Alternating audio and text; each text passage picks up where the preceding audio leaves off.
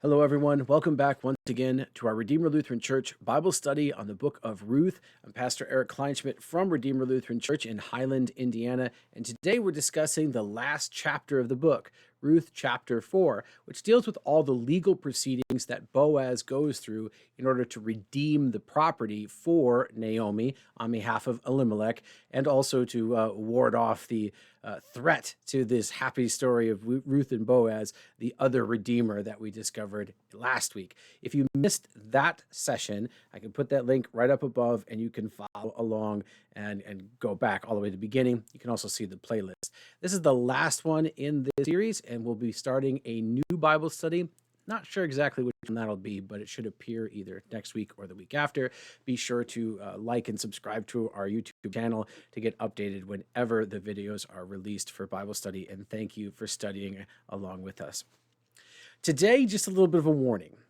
There's going to be a part in today's Bible study, more than likely, when you say, Pastor, I don't know if I like this, or I don't know if I agree with this, or this is really weird and it makes me uncomfortable. This is one of those where you're going to see at some point the little TVMA, it's over there, right, up here, because we're going to be dealing with some mature topics that don't really fit into our version of how human relationships work. But remember, we're dealing with a different culture, different time, and also God's ways are not our ways, and he takes what is awful sometimes and makes it good. So we're going to get there, but it's not until towards the very end. But just be prepared for that. And if that piques your interest, well, then stick around and we're going to get there eventually. But for right now, let's just start off with what's safe right here at chapter 4, verse 1. All right. Now, remember that Ruth was promised by Boaz that he would deal with the issue of redemption first thing.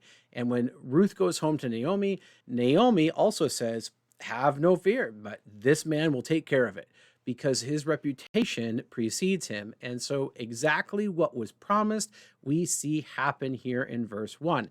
This is important. Boaz is a picture of God. God keeps his promises. In fact, the stuff that's going to make us uncomfortable a little bit later on in this chapter all actually have to do with God's commitment to keeping his promises, namely that the land would stay in the family. It would be their promised inheritance, okay? That's what brings about the Levirate marriage and all of these legal things that we're going to discuss later. But Boaz is a faithful man who keeps his promises. He made a promise to Ruth the night before, and now in the morning, first thing, probably very early because he had to catch the other redeemer before he got to his job or wherever he was going, and they all had to pass through the town gate. So that was the place of business. It was the place of judicial proceedings. It was also just the place of people hanging out. Okay, but all that happened there at the gate. And so Boaz knows that the guy he needs to talk to, the other redeemer closer to Naomi than him, was going to pass through there at some point. So Boaz probably got up very early and made it to the gate. And behold, who comes? The redeemer, of whom Boaz had spoken, came by. We're nowhere given the name of this closer relative, and that probably on purpose. Not that there was much shame, although we will see a place for a little bit of shame on behalf of this redeemer. But there's not as much shame as somebody like Onan, a little bit of foreshadowing there of why we're going to need the TVMA warning. That Onan, who refused to raise up children for his deceased brother, there's not that kind of shame here. But it's interesting to us that not only does the Hebrew not name this person, but in the next verse, he's going to be called Mr. So-and-so. Literally, that's what the name means in Hebrew, Mr. So-and-so. Most of the English translations translate it as friend, but more literally, it just simply means, yeah, so-and-so came by. It's really kind of dismissive. So, that's actually this one right here. Boaz, turn aside, friend. It really means Mr. So-and-so. Now, he didn't call him Mr. So-and-so. He probably didn't even call him friend. He probably addressed him by his legal name because this was a legal proceeding. But the person who is writing this account is taking that little liberty. And maybe Boaz did say, "Hey, friend, come here. Brother, come here." Maybe that's how it went. But more than likely, Boaz addressed him by his proper name. And the Hebrew writer here gives us a little hint, a little foreshadowing of our own in the name, that this guy doesn't even get a name. He's just so-and-so. Names are incredibly important in the book of Ruth. You remember from our study, I think it was last week, yes, when Ruth and Boaz finally have their discussion at the threshing floor, that's the only time in the book of Ruth where Ruth is allowed to just be Ruth. She's not Ruth the Moabitess. She's not Ruth the Mahlon's widow, the daughter-in-law of Naomi. She just gets to be Ruth. And it's only when she's in private, standing there on the threshing floor, talking to Boaz. It's a betrothal is really what it is. And in that betrothal is the first time that she is known just for being herself. And so even here, we're going to see her called Ruth the Moabitess. But Boaz gets a name, Ruth. Even Mahlon and Chilion, the deceased sons, they have names. Elimelech's name is important, that his name is not blotted out. But this guy, who we'll see backs away from the redemption, doesn't even get a name. And the writer, the author of Ruth, is saying, you know what? He didn't do what he was supposed to do, so he doesn't even get a name. All right. So then you get into what Jesus, calls each one of us by name, right? God puts his name on us in holy baptism. All of that sort of thing is a theme that runs through the Bible. And, to quote Shakespeare, what's in a name? Well, apparently a lot more than we might expect, especially in the Bible. There's a lot in a name. So immediately with Boaz asking him to come and sit down, he is at least announcing somewhat of his intent to have serious business. This is not just a, hey, buddy, how's it going? How you doing? Yeah, I haven't seen you in a while. This is, hey, come here. We need to talk.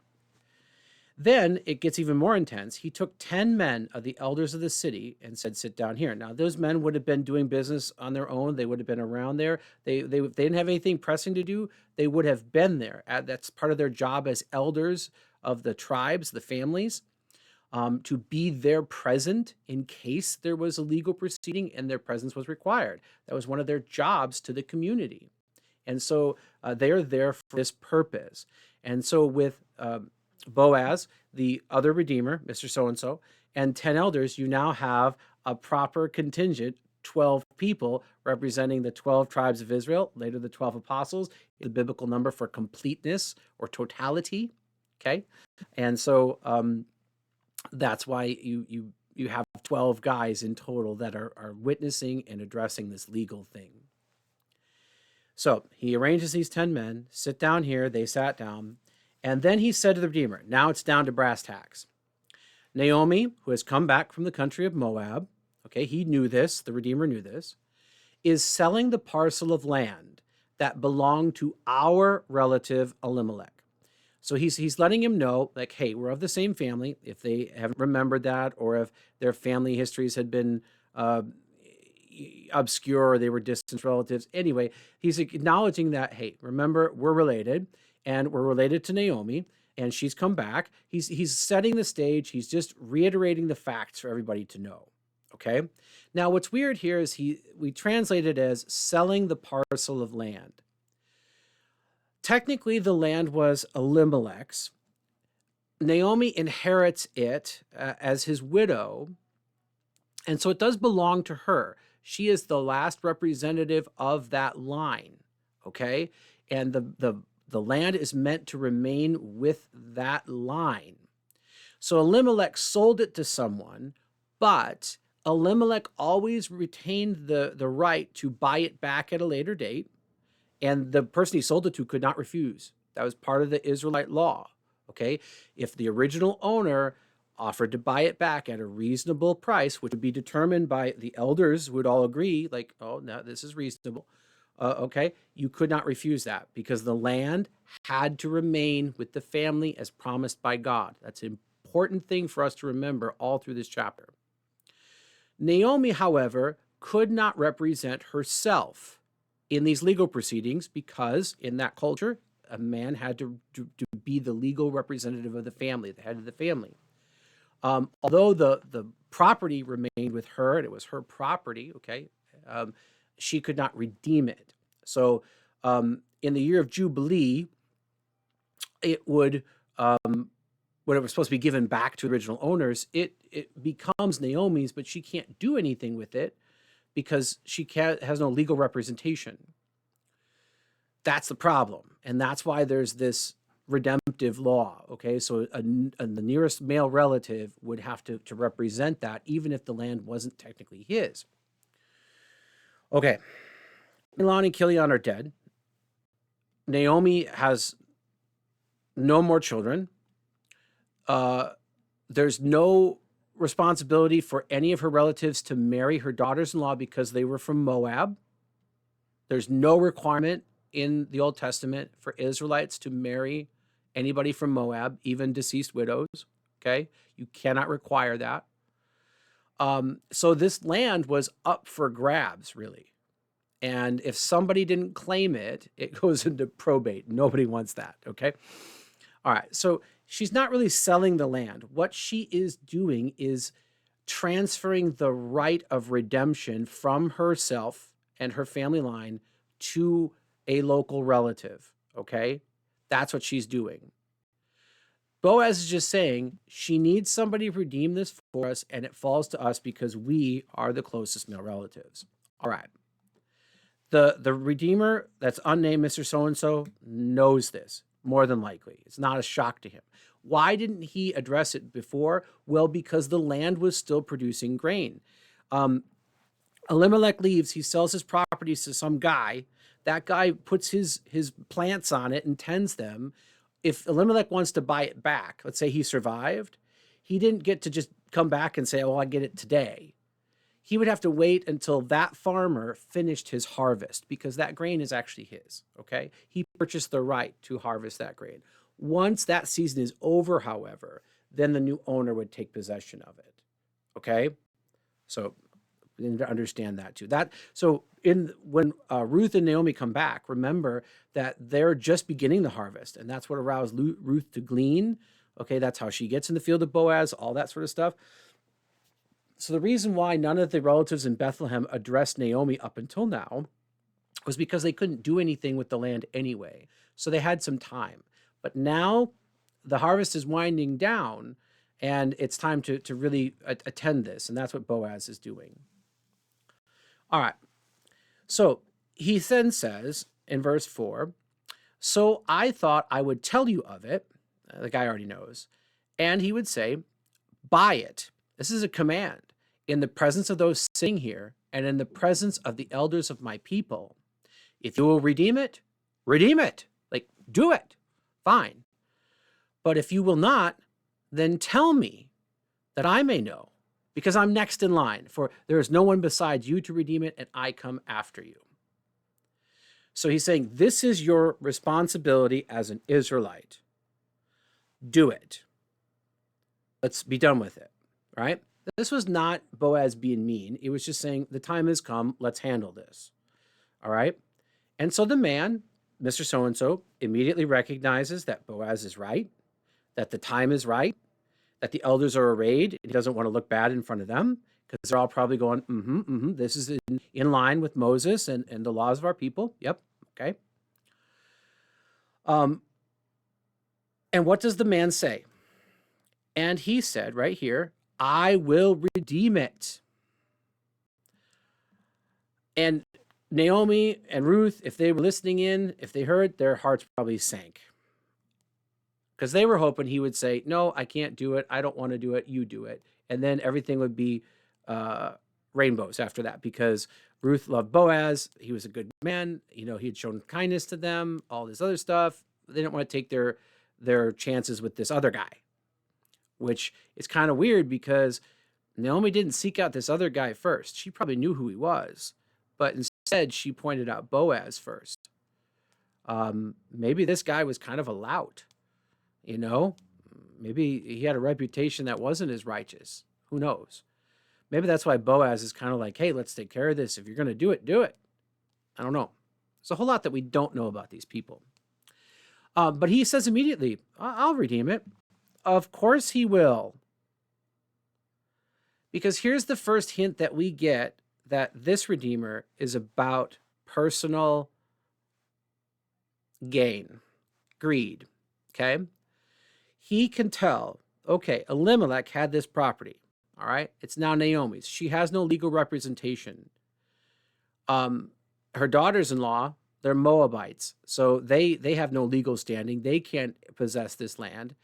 Even if they had kids, they wouldn't be heirs to Elimelech because they're Moabites. My only danger is if Naomi had a son, or she had a daughter that then, after that daughter grew up, they married off and then had a son. So, and if Naomi had a grandson, that's going to take years. Plus, Naomi's too old to bear children, according to common recollection. So he knows that he can acquire this property legally. All he has to do is take care of Naomi the rest of her days. And then the land becomes his because there is an end to that line and he has redeemed it legally. He is getting this in a way that appears honest. And maybe it is honest, but it definitely serves his own personal wealth. Why wouldn't he say yes? And so very quickly we see, oh yeah, yes, I will redeem this. And if Naomi should ever have a son, of course, the land will be his. But we know that's not going to happen, right? That's kind of what the impression that we have is going on here. But Boaz is going to ruin that. Now, then Boaz said, the day you buy the field from the hand of Naomi, so the day that you redeem it for Naomi, the language here is a little bit legal, okay? But he's not buying it from Naomi to be his. He's redeeming it on behalf of her, okay?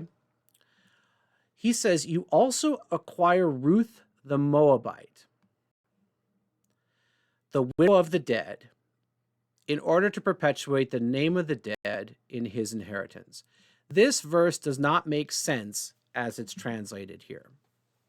So a lot of people think that what Boaz does is he says, by the way, you didn't know about Ruth at all, but she is actually the next in line. So the day that you buy the land, you also get the widow as a bonus, and you're going to be required to raise up children for her because the Levirate marriage requirements of our people force you to do that. That wasn't true. Levirate marriage only involved brothers. Those brothers are dead, okay? They also could not be applied to foreigners. Ruth is a foreigner. She was never redeemed in Israel, okay? If she had come back with Mahlon and lived in Israel, she would have been accounted as an Israelite. But because it all happened in a foreign country, all they have to go on is the word that they got married and this, that, and the other thing. Well, that wasn't good enough. There was no witnesses to that. There's no public record of that. And so it didn't count, okay? So this doesn't make sense. The guy, obviously, everybody was talking about Ruth and who she was and where she came from and all that. So it's not like he didn't know who she was. It just doesn't make sense that Boaz surprises this guy with the requirement to legally marry Ruth and produce offspring by her. It doesn't apply to at all. And that's why it's so confusing. It's not so confusing if you go back into the Hebrew. And unfortunately, too many commentators and too many Bible translators apparently like this idea that Boaz surprised Mr. So-and-so with Ruth. That colors their translation. In the form that this word occurs, it could also be read this way. The day that you buy the field from the hand of Naomi, I acquire or will acquire Ruth the Moabite, or I will be responsible for. He doesn't talk about like buying, it's translated later as buying her. He's saying in a legal sense, I become responsible for Ruth. He's saying in the day that you get the land, you buy the field, I am going to marry Ruth because she deserves to have the name of her husband perpetuated in our land. Okay? All right. There is no legal requirement for anybody to marry Ruth. Boaz is doing it because, not because he's smitten by her beauty or anything like that. He's doing it because of the godly promise that the land needs to remain in the family. Boaz recognizes that Naomi is too old for children. Elimelech has no heirs, that his name will be blotted out unless something happens. And the best link to Elimelech is Ruth, who is converted to Judaism, who is living in Israel, who is demonstrated to be a righteous and godly woman,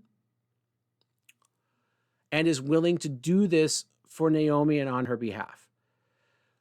Boaz recognizes that Ruth has the same goal that God does, that the land remain with the family. Boaz gets on board with that goal, and he says that to the elders of Israel, all who would have went, oh my, we didn't even think of that. Boaz is amazing. This guy thinks like God. He is on board with God. Yes, there's no legal requirement, but this is righteousness. This is above and beyond. That's what they're all saying at this point. Boaz adopts Ruth, reckons her as a member of the family, even though she's legally not, and says there is a good thing that we can do that is godly through this process. Now this puts the Mr. So-and-so in an awkward place. He could legally say, there's no legal requirement for me to marry this woman. I don't have to be concerned about her.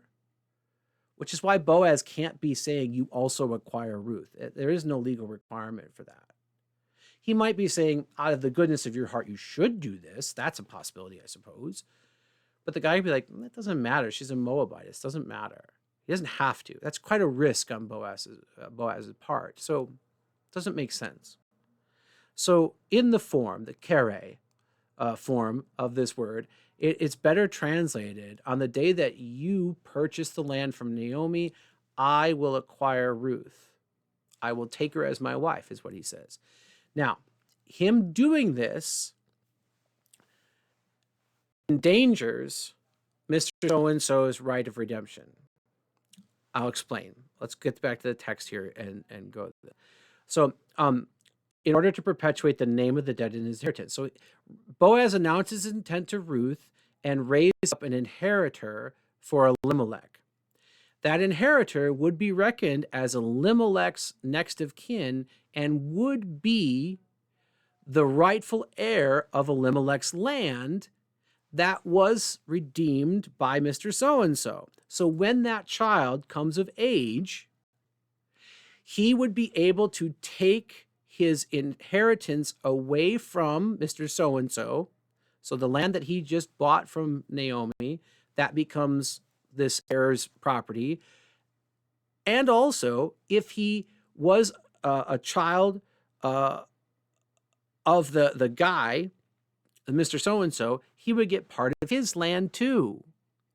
So if Mr. So-and-so marries Ruth and has an heir, he would lose 2 parts of his property, the one that belonged to Elimelech and also a share of his own because the child is half his, okay? That dilutes his other children. He probably had other children, other heirs.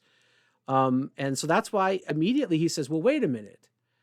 I don't want to marry Ruth. He didn't have to, which again, this doesn't make sense if it says you acquire. It makes better sense if it says I, but let's just assume that Boaz is surprising him with this information and everybody's going along with it because it's righteous and good. He says, the Redeemer says, I cannot redeem it myself, lest I impair my own inheritance. Take my right of redemption yourself, for I cannot redeem it. He's switched 180 degrees here. And here we see that this really wasn't motivated by his adherence to Israelites' laws. This was motivated by his own greed. And now he's saying, like, I can't do this because, well, it's going to diminish what my children get in the end. Because if Boaz has a child by Ruth, that child would legally be Elimelech's child, and he would get the money or the property that I just shelled out good money for. So it's complicated, okay? But Boaz is pursuing a very godly track through all of this, and it's going above and beyond the letter of the law.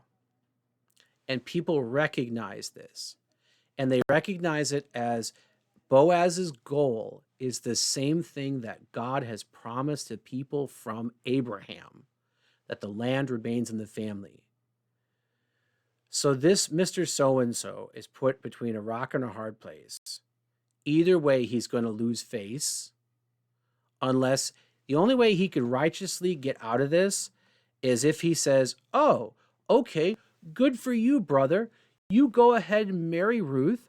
I'll keep track of the property and I'll take care of Naomi until your heir is of legal age, and then I will gladly give him his family's inheritance, that the word of the Lord may prove true and his name not be blotted out. That is the most righteous thing and the only way that Mr. So-and-so could have done it if he wanted to save any face in front of these elders of Israel. Instead, he goes, no, I can't. I can't do it. No. It impairs my own inheritance. No. He takes money over righteousness. And that's why he doesn't get a name. Because he's just Mr. So-and-so. Doesn't even matter. Instead, let's talk about Ruth. Let's talk about Boaz. These righteous people. So this is another case where the choice in translation maybe doesn't inform us as much as we would like to. It doesn't change so much of what happens. It's just what's going on and why people do things. And I think it's better translated, the day that you buy the field from the hand of Naomi, I will acquire Ruth the Moabite, the widow of the dead, in order to perpetuate the name of the dead of his inheritance. Boaz announces his intent to marry Ruth. It surprises everyone, but then everybody goes, wow, that is righteous, and that's accord with what God would want us to do. The Redeemer says, well, wait a minute. No, I can't have that. No. Take my right of redemption yourself, or I cannot redeem it. Now, that's the final statement. Boaz jumps on top of that, and we're given this little note. It was the custom in former times in Israel concerning redeeming and exchanging. To confirm a transaction, the one drew off his sandal and gave it to the other, like spitting on your hand and shaking or something like that. And this was the manner of testing in Israel. Now, in this case, it has some interesting implications because when Moses approached the burning bush, he was told to take off his shoes because it was holy ground. This land that they're quibbling over is the promised land that God promised to give to his people. And so to set foot on the land, a holy land, a promised land by God, is all kind of bound up in this. So we're talking about land, and here, I give you my shoe that you may walk on this land that you're talking about buying. But it's just the way that they did things, okay? There is a case where if somebody refuses to do this in the Levirate marriage, that the widow pulls off the sandal of the guy who refuses to give her children on behalf of his dead brother and spits in his face. That's a little bit different. There's no spitting going on here. There's not a lot of shame in this. It's just a legal proceeding. So when the Redeemer said to Boaz, buy it for yourself, he drew off his sandal. And then Boaz makes a legal announcement. He said to the elders and all the people, you are witnesses this day that I have bought from the hand of Naomi all that belonged to Elimelech and all that belonged to Chilion and Mahlon. So he's perpetuating their names. Also, Ruth the Moabite, the widow of Mahlon, I have bought to be my wife. Now wait a minute, bought to be his wife. She's property. You do not understand this. This is just legal language. He's becoming legally responsible for. That's what he's announcing. From this point, he's on retainer, he's representing her, and beyond that, he intends to marry her. All of that is announced in this. The buying doesn't mean like you go to the store and buy a pack of gum. That's not how we're talking about Naomi's land. It's not how we're talking about the inheritance. It's not how we're talking about Ruth. It's just an expression that says that I am taking responsibility for this stuff. Okay? So don't get freaked out because he says that he bought her to be his wife. Even if that was the case, she's on board with that. She's the one that proposed that. But he again announces, what's the purpose of this? To perpetuate the name of the dead in his inheritance, that the name of the dead may not be cut off from among his brothers and from the gate of his native place. You are witnesses this day. This is exactly what God has promised. Boaz is doing a very righteous thing here, and everybody recognizes it. Then all the people who are at the gate, so there are people gathered. It's not just the elders. So now this is a community public event. And the elders said, we are witnesses. May the Lord make the woman who is coming into your house. So they understood it as a proposal of marriage, like Rachel and Leah, who together built up the house of Israel. All right, so now here we have this issue of polygamy. All right, God's design for marriage is one man, one woman for all of life. That's what it was designed and set up for in the Garden of Eden. As people sinned and as the things happened, polygamy became something that happened in the scriptures. God doesn't ever say, hey, this is great. We should do it this way all the time. What he does is he works through those things. And there's also consequences with that. Abraham, when Sarah could not have children, okay, he takes Hagar as a concubine, right? And produces Ishmael. And then Sarah gets jealous and then there's a whole falling out. And then God opens Sarah's womb and that's when we have the line that eventually comes down to the Messiah as Ishmael is driven off to the wilderness. Supposedly, maybe Islam traces its roots back to that. I don't know, here or there. But we have that example. And then, Solomon and David, their wives were such a detriment to everything. They didn't learn their lesson. It got them into a lot of trouble, their wandering eye and their right to have many wives. So just because it is allowed and God works through it in these cases doesn't mean that it's not sinful or that it's good. But the people recognize this, that they're saying, hey, this Moabite, may she be blessed like our ancestors, who the pillars of our ethnic identity. So Ruth is being adopted by the community at this time. May she be like Rachel and Leah. May you act worthily in Ephrathah and be renowned in Bethlehem. May your house be like the house of Perez. You may not know about Perez, whom Tamar bore to Judah. Maybe you don't know about Tamar. Judah, you're probably going, oh yeah, Judah was the tribe that Jesus is from. Right, yep.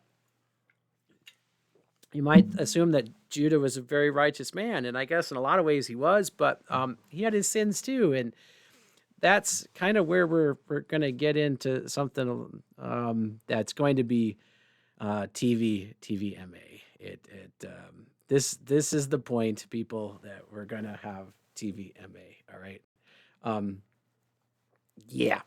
All right. So may your house be like the house of Perez, whom Tamar bore to Judah, because of the offspring that the Lord will give to you by this young woman. This is our hint that Ruth was probably quite a bit younger than Boaz was. All right. So we talked about the Moabites being the product of incest of Lot and his daughters after Sodom and Gomorrah. That's one of the reasons why God swore them off. And yet, we also know that Ruth becomes an ancestor of Jesus.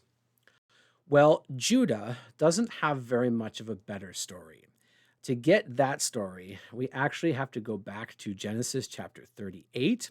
And when we get there, we're going to see a case of actual Levirate marriage and the way it was supposed to work, God's judgment of those people who refused to do it, God's working through tragedy and sin to bring about the best thing ever, which is Jesus.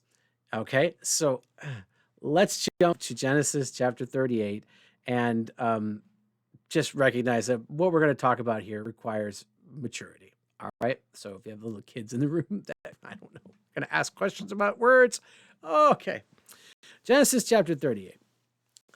Judah and Tamar. So this is way back in Israel's history. Okay.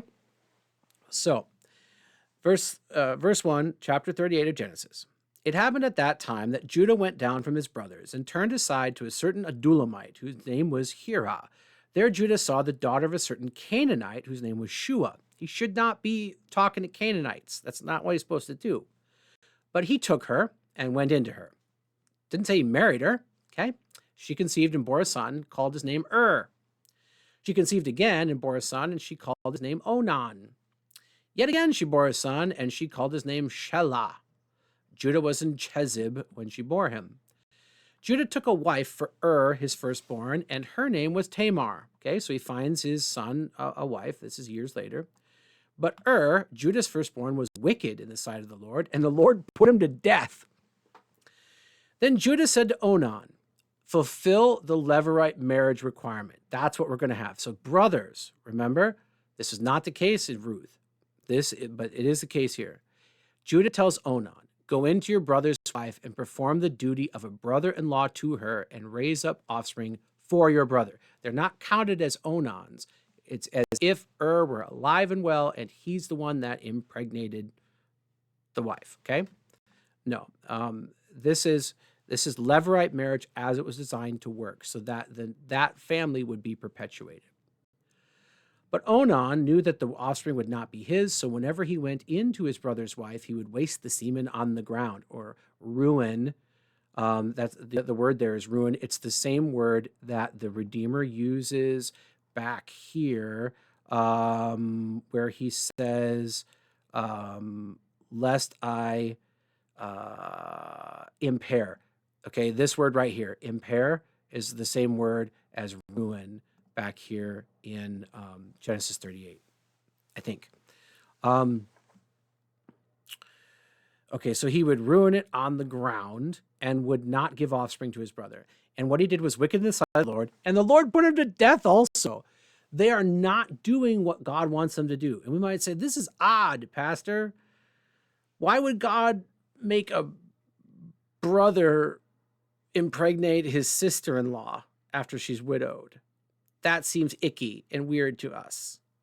Again, you cannot read into your own proclivity into this. God has a different purpose. That brings us to one of the remember points, the last one. God's ways are not our ways.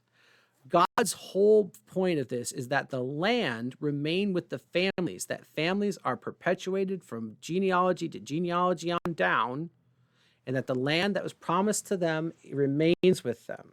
That's God's purpose. Your feelings don't come into that as much as they might today, okay? So there's duty over feelings here, all right? And we look at that, we don't agree with that, but God's ways are not our ways, all right? And you're applying a different cultural mindset to what God has set forward, okay? So just remember that. It might make you feel icky, but for them and their culture, this was normal. This is actually righteous to do this, okay? So Onan refused to do it, so God put him to death. Then Judah said to Tamar, his daughter-in-law, well, remain a widow in your father's house till Shelah, my son, grows up. So he's not of age, but when he becomes of age, and we'll marry him off to you because that makes sense. Judah was afraid that God would kill him too. So Tamar does what her father-in-law tells her to do. She's obedient and faithful. In the course of time, the wife of Judah, Shua's daughter, died. When Judah was comforted, he went up to Timnah to his shearers, he and his friend Hirah the Adullamite, the guy that he took with him last time he decided to sleep around. But this time, well, he's not married technically anymore. When Tamar was told, your father-in-law is going up to Timnah to shear his sheep, she took off her widow's garments and covered herself with a veil, wrapping herself up, and sat at the entrance to Enaim, which is on the road to Timnah. So she saw that Shelah was grown up, but she had not been given to him in marriage. She's like, Judah has not kept his word. I've waited all these years. So what does she do? She dresses up like a prostitute and goes and puts herself on the way that Judah's going to pass by. Two wrongs don't make a right, people. But this is what was done. Judah didn't do what was right. Now Tamar's not doing what is right. Judah's going to do more what's not right. Sin, and more sin all around in this case, right?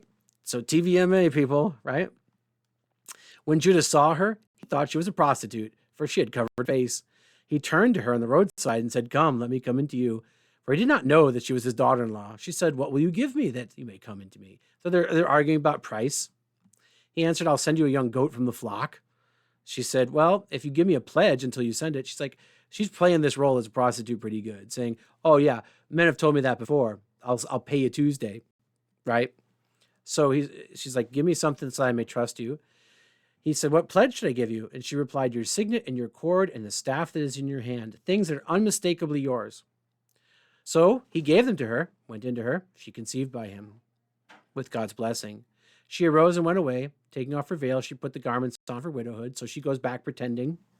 All right. Again, so much sin, so many wrongs all around here.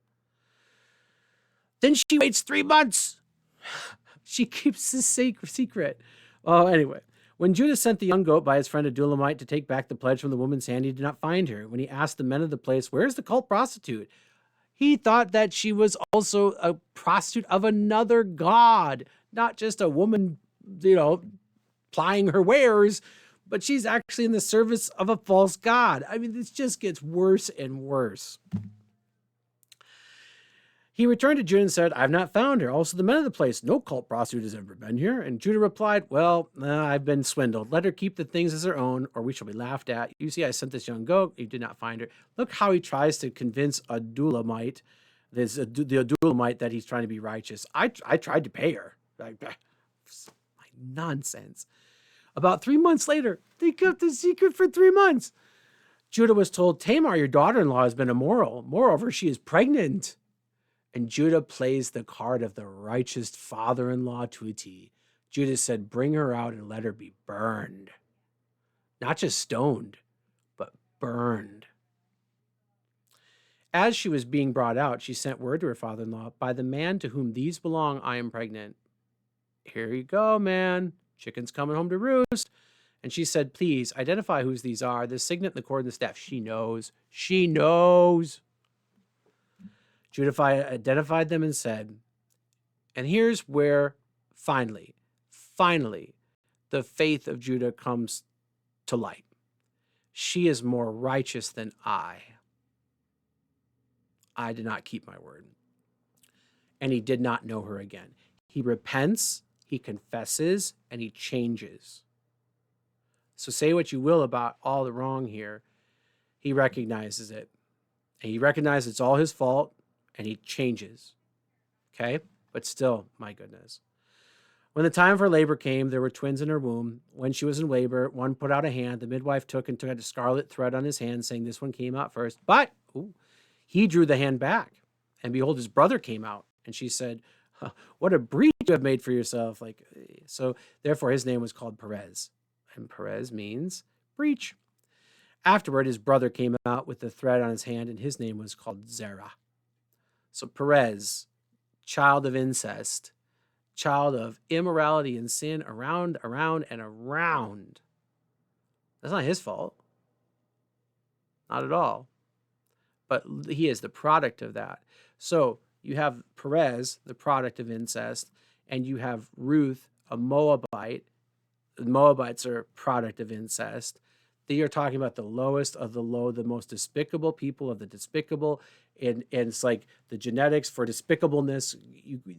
Ruth hit the genetic despicableness lottery in this fact. All right. Perez and Moab. Yeah. So again, God redeems people who are the lowest of the low. These people would be the last people you'd expect to be the center of the story, and yet they are. God works through all this.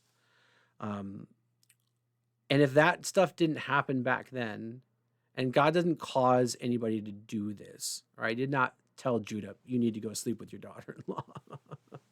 Not at all. God's up there going, don't do this. Don't do this. I know you're going to do it. You are going to, yeah, yep.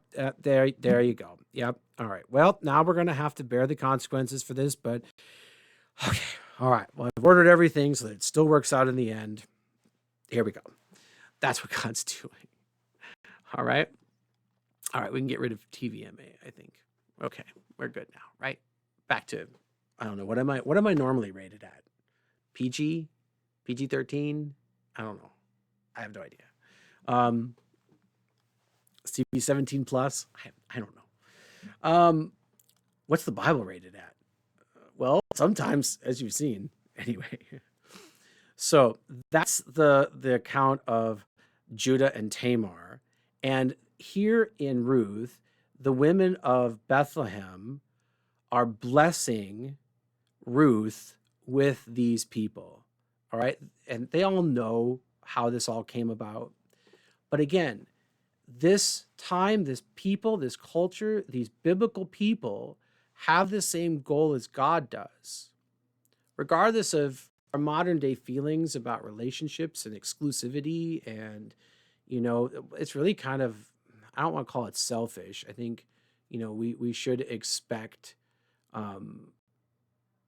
marriage to mean something. You should expect that if you're going steady with someone, that they're not talking to other boys or other girls on the side. I mean, those promises should be there. But we have difficulty imagining that people would be okay with Boaz taking Ruth as a second wife. We just can't imagine that was okay for the first one. We imagine that the story of that poor woman, she's screaming in the background, like, why am I being forced out by this young, thing from Moab, right? When in reality, there's a good chance that Boaz's wife had the same goal that he did and understood their role in the greater scheme of things, and was like, yeah, this is our responsibility. We can't imagine a woman like that. And yet Rachel, Leah, there's examples of this in Scripture.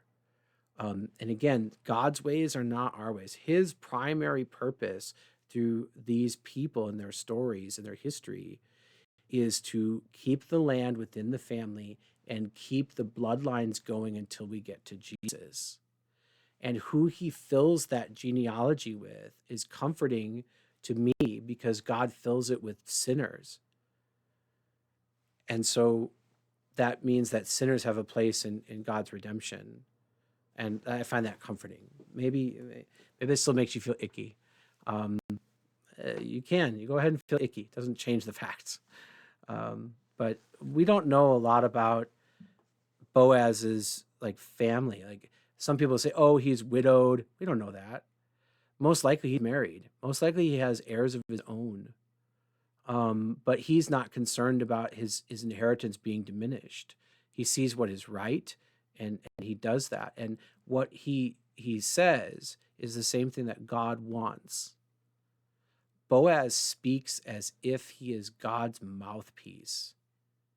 And that's why all the elders and people recognize him for being what he is.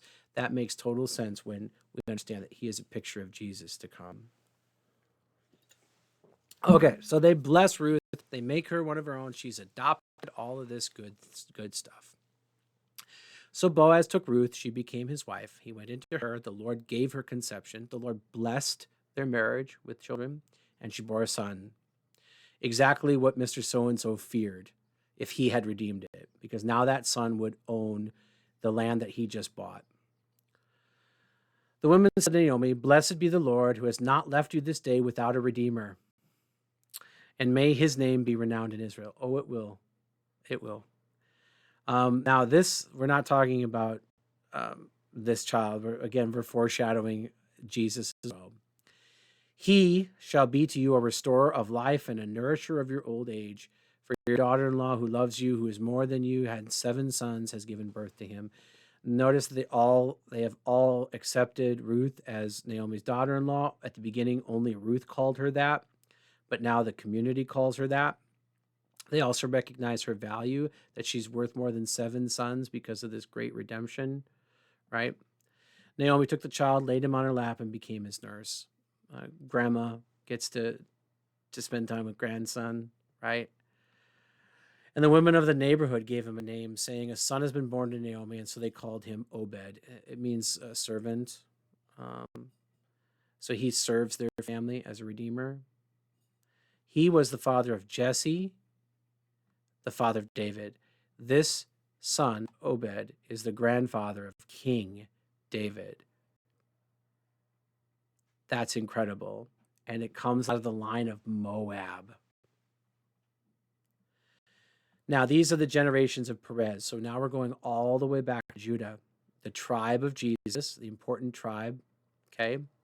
Judah is an incredible figure. He's the lion cub, right? Jesus is the lion of the clan of Judah, so you'll see him represented as a lion. C.S. Lewis, Aslan, that's why Jesus, Aslan, is a lion and not something else, the tribe of Judah. So out of that sinful union between Judah and his daughter-in-law, Tamar, Perez was born. Perez fathered Hezron. Hezron fathered Ram. Ram fathered Amminadab. Okay. And then here, Amminadab fathered Nahshon. Nahshon is important, or at least Nahshon is my favorite. So in genealogies in the ancient world, they would often consist of, they would do like 12 generations at a time, and so they would often put the most important people in the seventh place. Obviously, the number for God. So the seventh place was considered to be a righteous place of honor. So if you were seventh in the genealogy, that was a place of honor. But also the fifth place was one. Five in the New Testament, five often represents the wounds of Christ or the passion of our Lord. Can be bravery and commitment and all those good things that are assigned there. And Nahshon certainly fits that bill. He was one of the first to dedicate the temple. He was one of the leaders during the Exodus. And according to the rabbis, the rabbinical literature, the historical sort of commentary, we don't know if it actually happened, but there are oral histories that do talk about it. When Israel is standing at the beachhead of the Red Sea, the Egyptians are pushing up against them and they don't know what to do. They think they're going to be recaptured or killed. And the people say, "Moses, what are we supposed to do?" And God speaks to Moses and he says, "Go forth, stretch out your hand and go forth, and I'll part the Red Sea." Well, according to the oral history, Nahshon, as soon as he heard God say, "Go forth," he started walking into the Red Sea. And he actually got up to his neck in water before Moses finally got up on top of the cliff and parted it.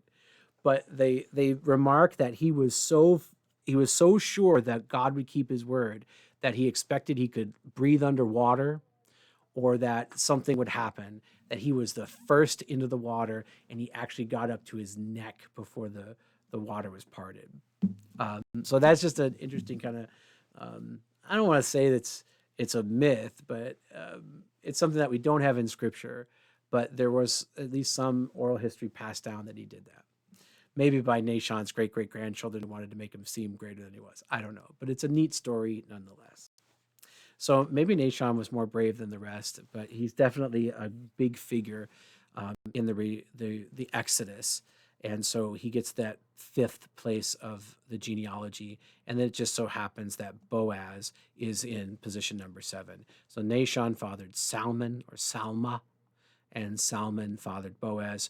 Boaz fathered Obed. Obed fathered Jesse. Jesse fathered David, the king.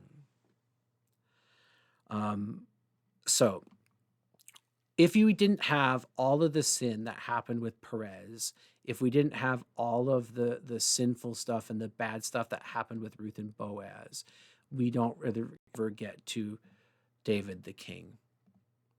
If we didn't have all the bad stuff that David the king did and Solomon did, you wouldn't get to Jesus down the line.